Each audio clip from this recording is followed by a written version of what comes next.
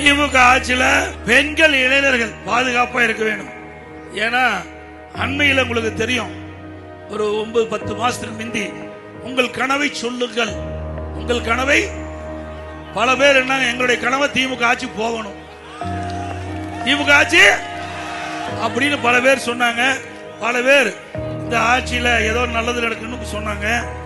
ஓரணியில் தமிழ்நாடு, அது ஓரணி இப்படி பேரை வச்சு உங்க வீடு வீடா வந்து உங்களுடைய செல்போன் நம்பர், உங்களுடைய ஆதார் எண், உங்களுடைய டீட்டெயில் எல்லாம் தயார் பண்ணிருக்காங்க. அப்படி தயார் பண்ணி இப்பொழுது அதை பயன்படுத்திட்டு இருக்கிறாங்க. நான் உடனே நீதிமன்றத்துக்கு போனோம். இது தவறு, இது தவறானது. ஒரு பெண்ணுடைய செல்போனை வாங்கி ஆதார எண்ணை வாங்கி அப்படி விவரம் பூரா திரட்டிடலாம். இதனால பாதிப்பு ஏற்பட்டு விடும். அந்த செல்போன் இருக்கிற படங்கள் எல்லாம் எடுத்துடலாம், அது இருக்கிற செய்தி எல்லாம் எடுத்துடலாம். இது தவறு என்று நீதிமன்றம் போய் அதை தடை பண்ணணும்.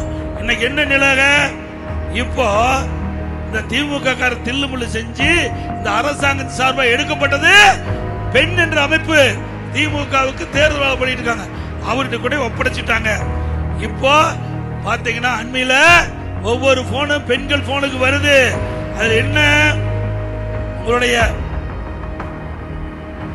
திமுகவுக்கு வாக்களியுங்கள் அப்படின்னு வருது, நீங்க திமுகவுடைய ஆதரவாளர் அப்படின்னு வருது.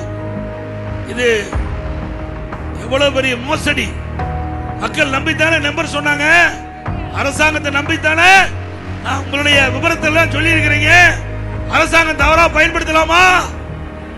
எச்சரிக்கையா இருங்க.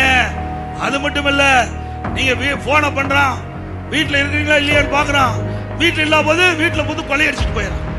ஜாக்கிரதையா இருங்க பெண்கள், இளைஞர்கள், அதுவும் நம்முடைய மூத்த தாய்மார்கள் தான் ஜாக்கிரதையா இருங்க.